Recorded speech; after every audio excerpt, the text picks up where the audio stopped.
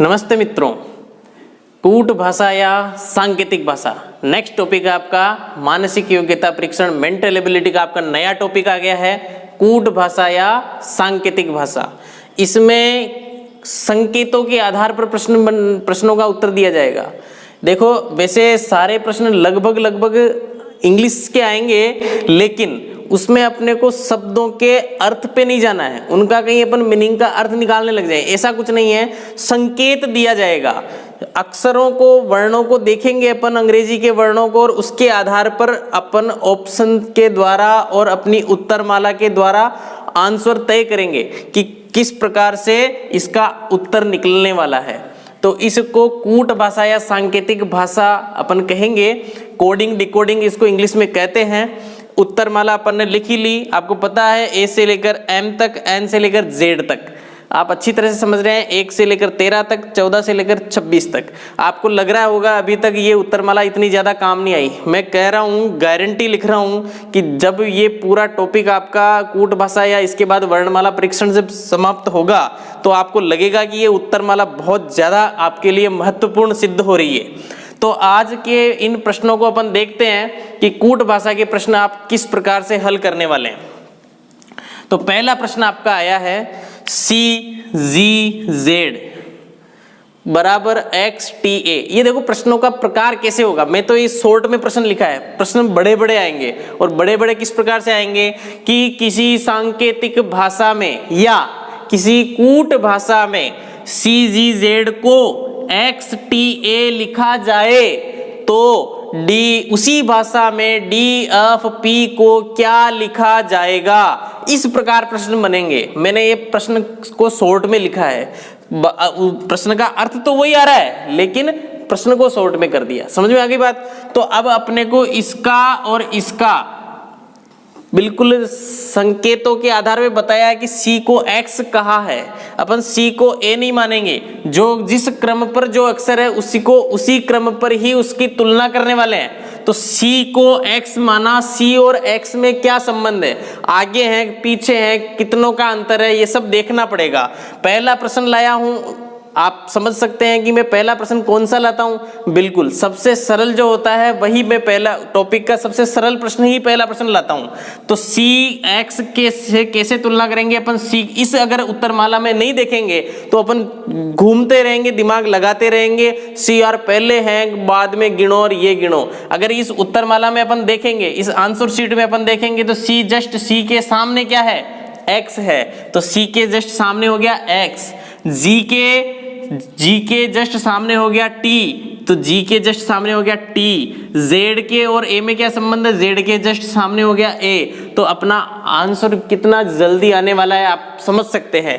D के just सामने क्या है W, F के जस्ट सामने क्या है भाई U, और P के जस्ट सामने क्या है P के ये K। तो WUK बिल्कुल आपका A ऑप्शन बिल्कुल सही हो गया। अब देखो आपको तो बिल्कुल जोर ही नहीं आया, न आपने कोई ज्यादा दिमाग लगाया, केवल आपने उत्तरमाला देखी और आपका आंसर आ गया। देखो उत्तरमाला आपको बनाना आता है, इन प्रश्नों की उत्तरमाला आप खुद बना सकते हो। कितना बढ़िया तरीका है, आप समझ सकते हो कितने सरल तरीके से अपन इस प्रश्न को कर रहे हैं। ठीक है, तो नेक्स्ट प्रश्न पे चलते हैं। कूट भाषा सांकेतिक भाषा आपके कंपटीशन लेवल का वो टॉपिक है जो आपके जिसमें भी मेंटल एबिलिटी आती है उसमें हर प्रकार की परीक्षा के अंदर ये टॉपिक आता है। हर यहाँ फर्स्ट ग्रेड ले हो आप, बैंक के एग्जाम ले हो आप, या और भी जिसमें भी आपके मेंटल एबिलिटी आएगी, जैसे आपकी पटवारी वगैरह इनमें भी मेंटल एबिलिटी होगी, कांस्टेबल में भी हो गई शायद, तो इन सब में भी आपके ये वाला टॉपिक आता ही आता है। इसके 1 2 3 प्रश्न आते ही आते हैं, तो इसको सरल रूप से सीखिए आप। हाँ, और ये भी है कि ये पार्ट 1 है, अभी तो इसके पार्ट बाकी हैं क्योंकि थोड़ा सा बड़ा टॉपिक है, कठिन भी है बड़ा भी है, लेकिन समझ में अपने बहुत सरल रूप से आएगा। दूसरा प्रश्न अपन देखते हैं। PINK को NGLI का, वही किसी कूट भाषा में पिंक को NGLI कहा है तो उसी भाषा में IRON को क्या कहेंगे, ये आपका प्रश्न है। तो प्रश्न को वही ज्यादा देर नहीं लगाते हुए अपन आंसर ही निकालते हैं कि P को क्या कहा भाई N। अपन इसमें देखेंगे P को क्या कहा भाई N, जस्ट एक छोड़ के पीछे कहा है इतना तो अपन देख के समझ ही सकते हैं। फिर आई को क्या कहा भाई जी, आई को क्या कहा जी, जस्ट एक छोड़ करके पीछे। एन को क्या कहा है भाई एल, एन को क्या कहा है भाई एल, जस्ट एक छोड़ के पीछे। के को क्या कहा है आई, के को क्या कहा है भाई आई, जस्ट एक छोड़ के पीछे। चारों का ही एक छोड़ के पीछे है तो आई, आई को क्या कहेंगे जस्ट एक छोड़ के पीछे क्या आएगा भाई जी। आर के जस्ट एक छोड़ के पीछे क्या आएगा भाई पी, ओ के जस्ट एक छोड़ के पीछे क्या आएगा भाई एम, और एन के जस्ट एक छोड़ के पीछे क्या आएगा भाई L. G P M L, G P M L आपके सी ऑप्शन में दे रखा है, इसलिए आपका आंसर बिल्कुल सही होगा, बिल्कुल जी पी एम एल आपका आंसर बिल्कुल सटीक होगा। कितनी सरलता से अपने इस आंसर को ले आए हैं, और किसकी मदद से, इस उत्तरमाला की मदद से। इसलिए आपकी ये एबीसीडी, ये ए से लेकर जेड तक की वर्णमाला इसी क्रम में बहुत काम आने वाली है ये दोस्तों, ध्यान रखना है इस बात का। नेक्स्ट क्वेश्चन पे अपन चलते हैं। जल्दी जल्दी आप हमारे साथ बने रहें, विश्वास बनाए रखें, हम आपका पूरा सिलेबस कराएंगे, हर विषय का करवाने की कोशिश करेंगे, बस आपका विश्वास कंटिन्यू हमारे साथ बना रहना चाहिए और ज़्यादा से ज़्यादा बच्चों को लाभ मिले। इसलिए इस वीडियो को, हमारे YouTube चैनल को आप ज़्यादा से ज़्यादा शेयर करें, बहुत सारे बच्चों तक ये पहुँचे, सबको लाभ मिले इस फ्री वाले चैनल का, फ्री की पढ़ाई का, इसलिए आप ज़्यादा से ज़्यादा इसको शेयर करें। तीसरा प्रश्न आप मेरे साथ साथ लिखिएगा, SUPER, सुपर को कहते हैं TWSIW। अगर किसी कूट भाषा में SUPER को TWSIW कहते हैं तो उसी भाषा में MODEL को क्या कहेंगे? ठीक है, ऑप्शन आपके पास 4 हैं, NQZIP, ऑप्शन बी आपके पास है NQZHA, ऑप्शन सी आपके पास है NQZIQ, ऑप्शन डी आपके पास है NQZQH। जल्दी से बता दीजिए इस क्वेश्चन को कि क्या करना है और कैसे होगा। तो अपन देखते हैं, वही तरीका, हमेशा तरीका अपना वही रहने वाला है। एस को क्या बताया भाई टी, अरे एस के आगे तो टी आता है, अपने को पता ही है, एबीसीडी के अंदर अपन जानते हैं RST। यू को क्या बताया भाई डब्ल्यू, यू को एक छोड़ के डब्ल्यू, ध्यान देना इस बात पे, पहला का आगे तो जस्ट है, पहला अक्षर तो एस के बाद जस्ट टी आ रहा है, दूसरे में यू को, यू और डब्ल्यू का संबंध है, एक बीच में छोड़ा है, पी के बाद एस, पी क्यू आर दो छोड़े, पहले एक कुछ नहीं छोड़ा, फिर एक छोड़ा, फिर दो छोड़े, ई के बाद आई, 1 2 3, पहले कुछ नहीं छोड़ा, फिर एक, फिर दो, फिर 3 छोड़े, आर के पास डब्ल्यू, 1 2 3 4, फिर 4 छोड़े, मतलब कंटिन्यूटी में आगे बढ़ते जा रहे हैं, अक्सर बीच के छोड़ने में बढ़ते जा रहे हैं। तो अपन देखेंगे एम, एम के जस्ट आगे क्या है भाई एन, ओ के बाद में एक छोड़ के क्या है भाई क्यू, डी के बाद में 2 छोड़ के क्या है भाई ई, एफ छोड़ा जी, ई के बाद में 3 छोड़ो भाई, 1 2 3 छोड़ा तो क्या आएगा आई, और एल के बाद में 4 छोड़ दो, 1 2 3 4 छोड़ दो Q. N Q G I Q option में है क्या, N Q G I Q आपके ऑप्शन में दे रखा है, सी ऑप्शन आपका बिल्कुल सही है। तो बताओ आपको क्या दिक्कत है, केवल आपने एक अक्षर को उठाया वर्णमाला में, इसमें जो अपन ने उत्तरमाला आंसर शीट बना रखी उसमें देखा और अपन ने उसी के अनुसार आपका जो प्रश्न पूछा उसमें अपन ने सेट कर दिया, तो अपना आंसर एक ही बार में आ गया, ज्यादा टाइम भी नहीं लगा, आंसर भी बिल्कुल करेक्ट, कुछ भी टेंशन नहीं हुई।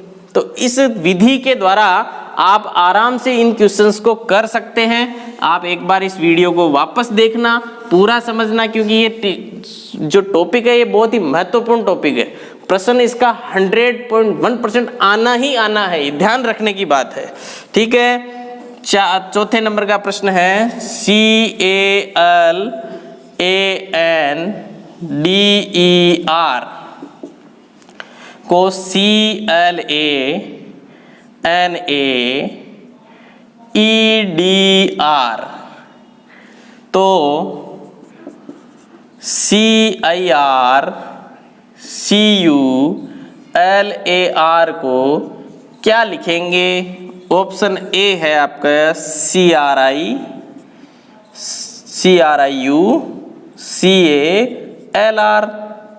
ऑप्शन बी आपके पास है ICRCLUAR।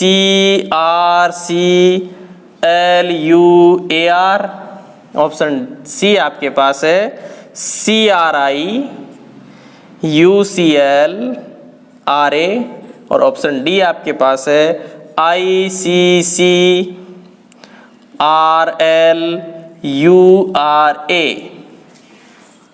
जल्दी से बता दीजिए कि इसका आंसर क्या होने वाला है। वही तरीका आपका होना चाहिए। पहली बात CALANDER को ये कहा रहे हैं। अब अपन वापस देख रहे हैं, अपने को तो वही सेम लग रहा है। C की जगह क्या रखा भाई? C, तो C की जगह क्या रख देंगे? C। सीधी सी बात है। AL अपन ने देखा, इधर LA को उल्टा कर देखो। कभी कभी उधर देखने की जरूरत भी नहीं है। A को L बना दिया, L को A को N बना दिया, N को A बना दिया, मतलब इन दोनों अक्षरों को चेंज कर दिया। समानाकार है, समान ही वर्ण है, एक भी वर्ण इसमें से इसमें अलग नहीं है।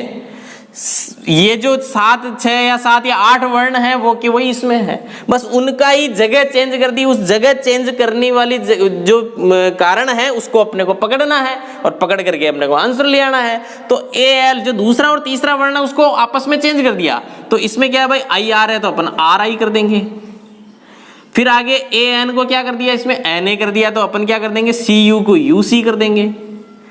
फिर आगे DE को इसमें ED कर दिया, तो अपन इसमें AL कर देंगे। और R का इसमें R ही रखा है तो अपन भी R का R ही रख देंगे। तो CRIUCALR किस में होगा? CRIUCLAR ये रहा आपका ए ऑप्शन बिल्कुल सही है। ए ऑप्शन बिल्कुल इसका करेक्ट आंसर होगा। तो कभी कभी अपने को उसमें नहीं देख करके अपन थोड़ा सा दिमाग लगाएंगे। अब इनके में क्या है, ये सब चीजें कहाँ से आएगी कि कौन सा प्रश्न किस टाइप का है। जब तक आप इन ऐसे प्रश्नों का मेरे बताने के बाद कम से कम 50 क्वेश्चन का आप अभ्यास नहीं कर लो, तब तक ये क्वेश्चन का आपको समझ में नहीं आएगा। जल्दी से समझ में आना चाहिए। मेन बात है कि प्रश्न की प्रकृति अपने को समझ में आनी चाहिए कि ये प्रश्न किस टाइप का है। अपन ने जैसे ये पढ़ा तो अपने को समझ में आ गया, अरे यार इनमें तो कोई भी वर्ण अलग है ही नहीं, वो का वही वर्ण है और वो का वही वर्ण है। तो अपने को आराम से केवल इसमें ही देखना था कि क्या इनकी स्थिति, इनकी जो व्यवस्था कर रखी है, वर्णों का क्रम जो है उसको पकड़ना था और पकड़ करके अपने को आंसर लाना था और अपन ले आए। इस तरह से अपन इसको आराम से सरलता से सीख सकते हैं। ठीक है, नेक्स्ट क्वेश्चन पे चलते हैं अपन। इसी टाइप का प्रश्न होगा। अभी 5वां प्रश्न अपन देखते हैं। ये 5वां प्रश्न अब मैंने आपके सामने लिखा है RUSTUMINWANZ। रुस्तम को ये कहा है, रस्तोगी को ये कहा है, तो रसिया को क्या कहेंगे? देखो मैं इस प्रश्न के बारे में बताता हूं। पहले वाले जितने भी प्रश्न थे उनमें एक शब्द दे दिया, उसको ये कहा है तो इसको क्या कहेंगे। लेकिन यहां पर आपको पहले ही 2 शब्द दे रखे हैं, 2 कारण दे रखे हैं कि इनके जैसे इसको ये कहा, इसको ये कहा है तो इसको क्या कहेंगे। तो ऐसे प्रश्नों में अपन को ज्यादा उत्तरमाला की तरफ जाने की जरूरत भी नहीं है। अपन पहले सबसे पहले दिमाग यही लगाएंगे, सबसे पहले सीखेंगे यही, सबसे पहले कोशिश ये करेंगे वो आंसर लाने की कि ये जो सारे वर्ण हैं क्या इनमें ही है। तो अपन देखेंगे कि लगभग सारे इसी में ही हैं। तो अपन आराम से निकालने की कोशिश करेंगे, यहीं से देख करके निकालने की कोशिश करेंगे। आंसर यहीं का यहीं आपके पास बिल्कुल यहीं का यहीं उपस्थित है। आर अपने को चाहिए आर, तो इसमें आर को क्या कहा है? आई कहा है ना, तो अपन भी आई लिख देंगे। यू कहाँ है? यू यहाँ पर 2 बार आ रहा है। यू यहाँ पर यू को क्या कहा है? 2 बार। एन कहा है तो अपन एन लिख देंगे। डबल एस आया, एस को क्या कहा है? इसमें डब्ल्यू, तो अपन डबल एस आया तो डबल डब्ल्यू करेंगे। आई कहाँ है? आई को क्या कहा है? इसमें के कहा है। आई को क्या कहा है? के कहा है, तो अपन भी के लिख देंगे। ए कहाँ है? ए को इसमें कहा है एक्स, तो अपन भी इसमें क्या लिखेंगे? एक्स लिखेंगे। एक्स लिखेंगे। अब INWWKX है क्या? INWWKX आपका सी ऑप्शन बिल्कुल आपके पास है। इस तरह से ये आंसर जल्दी से निकल सकता है। जब केवल एक शब्द देकर के दूसरा शब्द पूछ ले तो अपने को निश्चित रूप से उनका समीकरण अलग से देखना पड़ेगा, उसको संबंध स्थापित करके फिर अपन उत्तरमाला के अंदर जाएंगे। लेकिन अगर 2 या 3 शब्द पहले ही दे रखे हो तो आपको उस प्रश्न को वहीं पहले देखना है कि वहीं उन्हीं शब्दों में से ही वो बैठ जाना चाहिए। ठीक है, नेक्स्ट क्वेश्चन चलते हैं अपन। ये भले कितना भी कठिन टॉपिक क्यों नहीं कहे, लेकिन अगर अपन इस तरीके से चलेंगे ना तो अपन निश्चित रूप से ये प्रश्न कभी गलत होगा ही नहीं। जितनों बच्चों को आज तक मैंने पढ़ाया है, मैक्सिमम बच्चों के समझ में आया है और ज्यादा से ज्यादा बच्चों ने इसको बिल्कुल सही किया है अब तक के परीक्षाओं में। तो इस बार भी आप सभी, मुझे पूरा विश्वास है कि इसको मेरे से अच्छी तरह से सीख करके बहुत बढ़िया तरीके से एक भी प्रश्न कोई गलत नहीं करने वाला है। ठीक है, नेक्स्ट छठा प्रश्न अपन देखते हैं। TRAIN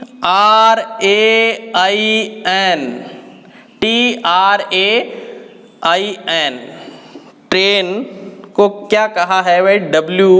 WUDLQ। फिर आपका तो BUS को क्या कहेंगे? ऑप्शन ए आपके पास है EXU, ऑप्शन बी आपके पास है DWU, ऑप्शन सी आपके पास है EXV और ऑप्शन डी आपके पास है VXE। 4 ऑप्शन आपके पास है। आपका प्रश्न आपके सामने है, अब आप आराम से इसको सोचिए कैसे करना है। वही एक शब्द देकर उसका संबंध बता दिया, फिर तो दूसरा शब्द पूछ रहा है तो निश्चित रूप से अपन कहाँ चलेंगे? आपकी उत्तरमाला में, आपकी आंसर शीट में चलेंगे। टी को क्या कहा है भाई? W। तो टी को क्या कहा है भाई? W। बीच में कितने छोड़े? 2 छोड़े, 2 के आगे। आर को क्या कहा है? U। 1 2, फिर 2 छोड़े। आई को ए को क्या कहा है? D। 2 छोड़े। आई को क्या कहा है? L। 1 2, 2 छोड़े। और N को क्या है कहा है? Q। 1 2, 2 छोड़े। तो इस तरह से 2 जब ये छोड़े हैं तो अपन इसमें भी छोड़ देंगे। B के बाद 2 छोड़ो, C और D छोड़ो तो क्या आएगा? E। U के बाद 2 छोड़ो, 1 2 छोड़ो तो क्या आएगा? X। और S के बाद 2 छोड़ो, 1 2, T और U छोड़ दिया तो आएगा V। EXV ऑप्शन में है क्या? EXV आपकी C ऑप्शन में है। आपका बिल्कुल सही और करेक्ट आंसर है ये। कोई दिक्कत कहाँ हुई आपको? बिल्कुल इजी गोइंग, केवल आपको उसमें देखना था। एकाग्रता के जरूर है कि आप इनको एकाग्रता से करना चाहिए आपको।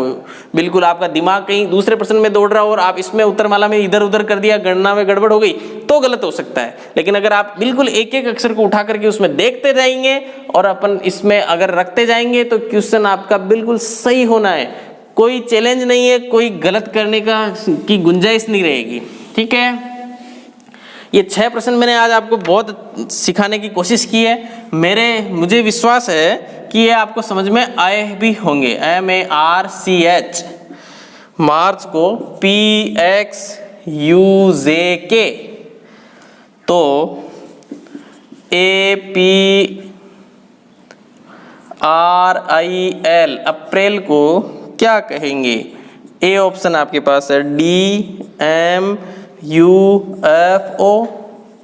बी ऑप्शन आपके पास है DSULO, ऑप्शन सी आपके पास है ZKIRO और ऑप्शन डी आपके पास है ZKRIO।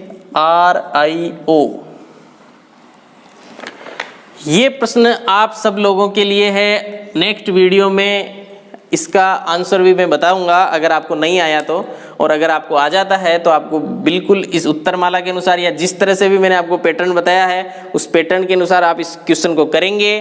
करने के बाद मुझे कमेंट में बिल्कुल आंसर इसका लिखने की कोशिश करेंगे। मैं चेक करूंगा कि आपका आंसर सही है कि नहीं है।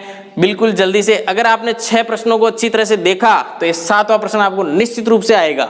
100% कह देता हूं, इस तरह का पैटर्न आपको समझ में आ जाएगा। पार्ट 1 था ये।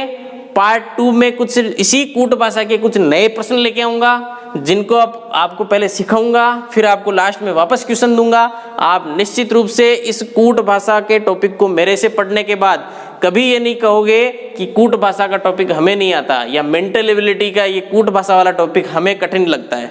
ठीक है, ठीक है मित्रों, तो मेहनत करते रहिए, बहुत ज्यादा मेहनत करते रहिए। हमें एक सीट लेनी ही लेनी है। ठीक है, तो अभी के लिए धन्यवाद।